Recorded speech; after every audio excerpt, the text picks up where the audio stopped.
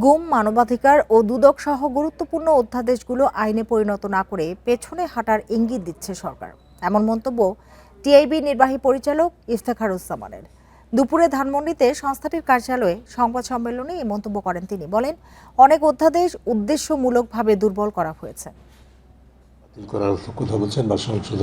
রাষ্ট্র সংস্কারের লক্ষ্যে প্রণীত কিছু অধ্যাদেশ বাতিল ও পরিবর্তন বিষয়ে টিআইবির অবস্থান নিয়ে এ সংবাদ সম্মেলন। রেইনবো অলরাউন্ডার এক্সটেরিয়র পে বাড়ির বাহিরের দেয়ালের সুরক্ষা নিয়ে থাকুন নিশ্চিন্ত, সাথে পাচ্ছেন 10 বছরের ওয়ারেন্টি।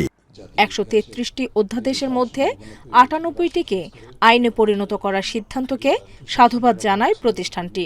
তবে যেসব অধ্যাদেশ বাতিল, সংশোধন ও পরে যাচাই করার কথা বলা হয়েছে তার কড়া সমালোচনা করা হয় সংবাদ সম্মেলনে।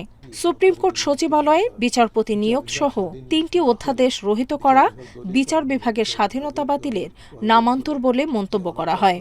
প্রথমত, সরকার বিচার বিভাগের স্বাধীনতা সংক্রান্ত 3টি অধ্যাদেশকে রহিত করার মাধ্যমে বিচার বিভাগের স্বাধীনতার বিষয়টি একেবারেই বাতিলের খাতায় ফেলে দেওয়ার মতো ঝুঁকি সৃষ্টি করেছে।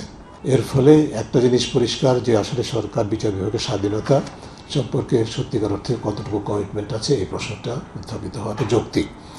রাষ্ট্র সংস্কারের যে সুযোগ এসেছিল সরকারের এমন পদক্ষেপের কারণে তা কি হাতছাড়া হয়ে যাচ্ছে, এমন প্রশ্নের জবাবে টিআইবি মনে করে এসব সিদ্ধান্ত আত্মঘাতী ও পেছনে ফিরে যাওয়ার শামিল।